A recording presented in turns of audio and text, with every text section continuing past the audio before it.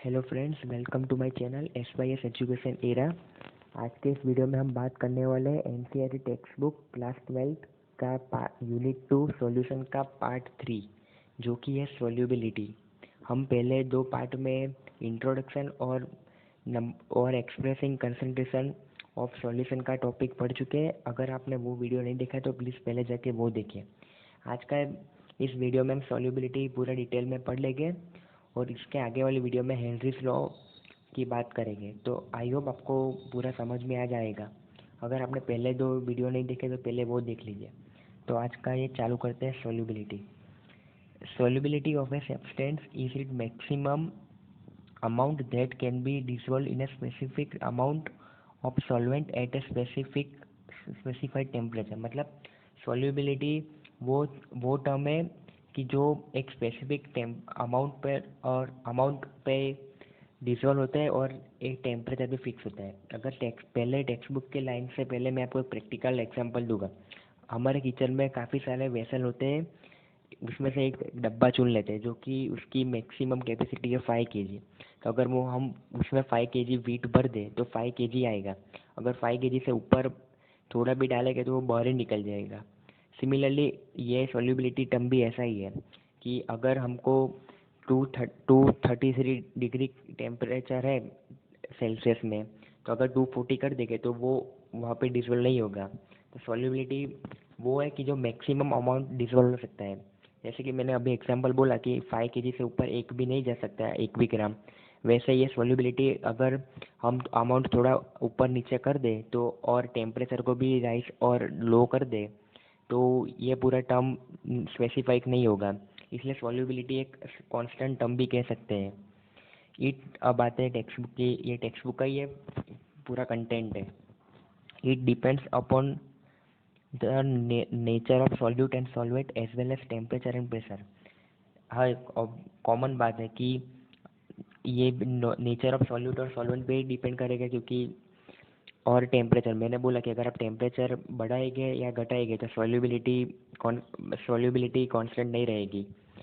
उसका practical example मैंने अभी बोला कि वो वेसल की बात की। तो अगर हम वेसल को अगर छोटा वेसल है तो थोड़ा ही 3 kg का वेसल है तो 3 kg आएगा, और 7 kg का है तो 7 kg आएगा। ऐसे ये डिपेंड करता है नेचर ऑफ सॉल्वेंट और सॉल्यूट पे। तो उसमें मैंने एग्जांपल बोला, उसमें वो करेगा नेचर ऑफ सब्सटेंस, मतलब 5 kg का है, 7 kg का है, 9 kg का है, etcetera. Let us consider the effect of this factor in the solution of A solid और ए गैस इन ए लिक्विड। ये दो पूरा टॉपिक अलग अलग है, हम वन बाय वन इसको कवर करेंगे। आई होप आपको यहाँ तक समझ में आया होगा। अब आते हैं पहले टॉपिक पे, solubility of A solid in a liquid. Each solid does not dissolve in a given liquid, while sodium chloride and sugar dissolve readily in water, naphthalene and anthracene do not। तो हमको पता है कि सब solid liquid में dissolve नहीं हो गए।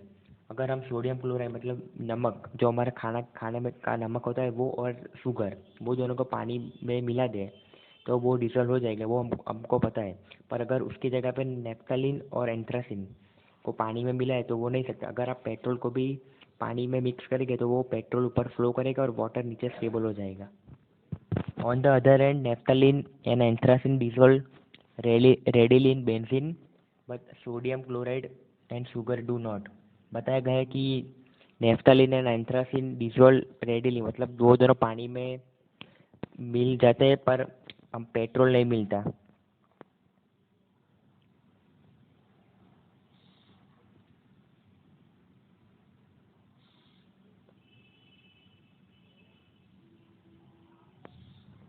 एक बार फिर से देखते हैं। On the other end naphthalene and anthracene dissolve readily in benzene and sodium chloride and sugar do not. इसका वाइस वर्सा ऊपर का। अगर हम नाफ्थलीन और एंथ्रासिन को बेंजीन में डिसॉल्व करेंगे तो वो हो जाएगा, पर अगर नमक और शुगर को करे शक्कर को करेंगे तो नहीं होगा। अब आगे देखते हैं। It is observe that polar solute dissolve in polar solvent and non polar solute in non polar solvent. ये एक्सपेरिमेंट करके बताया गया है कि अगर पोलर सॉल्यूट को सॉल्वेंट में मिक्स करेंगे और नॉन पोलर को नॉन पोलर में। In general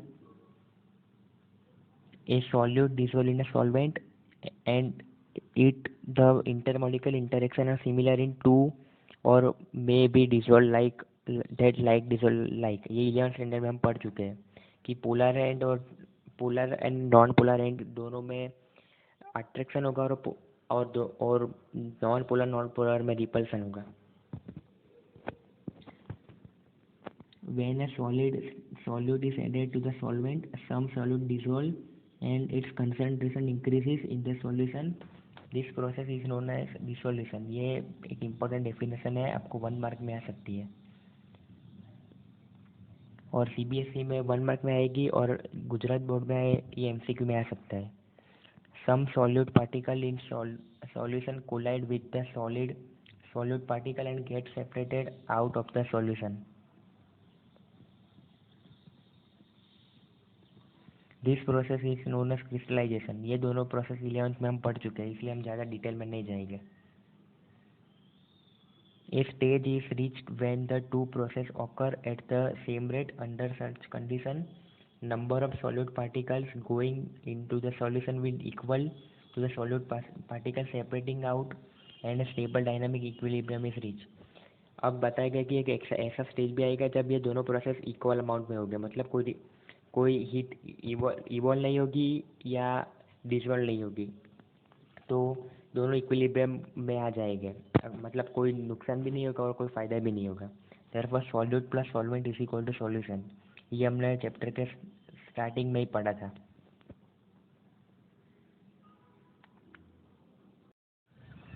At this stage, the concentration of solute in solution will remain the constant under given condition, that is temperature and pressure। मतलब ये stage पे temperature और pressure दोनों same होगा, तो similar process is followed when gases are dissolved in liquid solution.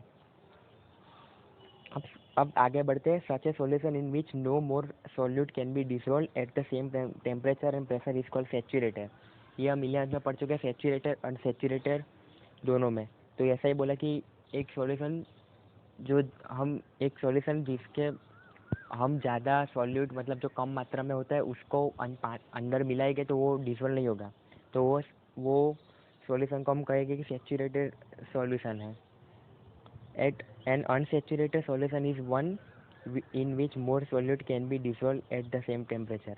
तो इसका वैसे वर्षा कि हम दूसरे कोई सॉल्यूशन में सॉल्यूट को डिसॉल्व करें और डिसॉल्व हो जाएगा तो उसको अनसैचुरेटेड बोलेंगे।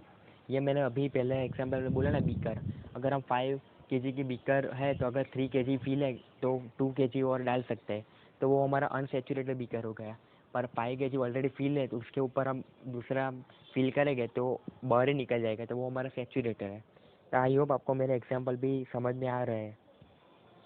अब आगे बढ़ते हैं। The solution which is in dynamic equilibrium with the undissolved solute is the saturated solution and contains the maximum amount of solute dissolved in a given amount of solution। मतलब जो पहले से ही इक्विलिब्रियम कंडीशन में है, जो अनडिसॉल्व्ड solute उसको हम बोलेंगे सैचुरेटेड, एंड वो सबसे ज़्यादा सॉल्यूट कंटेन करता है in a given amount of solvent. मतलब हमको पता है कि solute plus solvent equal to solution है, जो हम पहले भी पढ़ चुके हैं। तो वो मैक्सिमम नंबर ऑफ सॉल्यूट मतलब उसकी कैपेसिटी है उतना वो कंटेन करता है, वो इक्विलिब्रियम कंडीशन में वही होता है।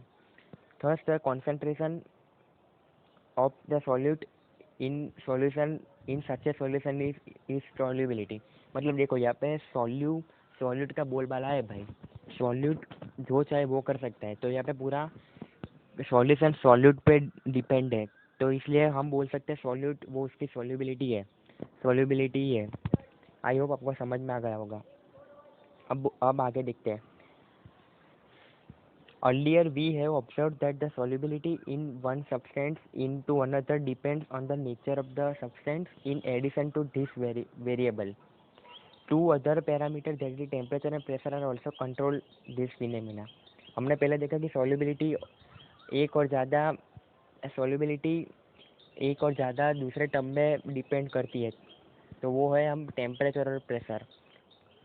Effect of the temperature, the solubility of a solid In a liquid is significantly affected by temperature changes. Consider the equilibrium represented by equation, this being dynamic equilibrium and must follow le chatelier's principle. जो ये equation है solute plus solute is equal to solution, ये वाला। In general if in a nearly saturated solution the dissolution process is endothermic. हमने 11th में ये भी पढ़ चुका है कि एंडोथर्मिक और एक्सोथर्मिक, जो डेल्टा एच से ज़्यादा है ग्रेटर देन 0 है वो एंडोथर्मिक, और डेल्टा एच से कम है वो एक्सोथर्मिक, और डेल्टा एच इक्वल टू 0 तो वो हमारा इक्विलिब्रियम। ये क्लास 11th का चैप्टर 6 या 7 है, 6 है equilibrium. The solubility should increase with rise in temperature and if it is exothermic then decrease. These trends are also observed experimentally. तो बोला गया कि अगर delta solution H greater than 0 है तो वो उसको टेम्परेचर बढ़ाना ही बढ़ेगा, और एक्सोथर्मिक है तो कम करना पड़ेगा। तो बस ये दोनों ट्रेंड में है, अब वो हमको बोला गया है। अब बोलते हैं इफेक्ट ऑफ प्रेशर।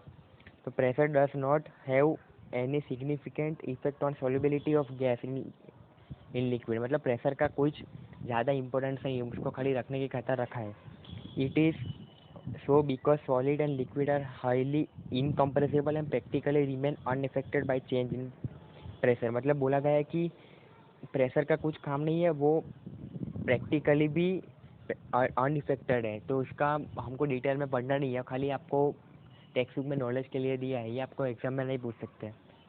तो अगर आपको कुछ भी डाउट हो तो मुझे बोलना कमेंट करके, और आप हमारे व्हाट्सएप ग्रुप पे ज्वाइन हो सकते हैं। मैंने उसका लिंक डिस्क्रिप्शन में दिया गया है, और बाकी सब वीडियो का भी दे दूँगा। तो आपको कोई भी डाउट हो तो कमेंट करना। आई होप आपको पूरा समझ में आ गया होगा। Thanks for watching.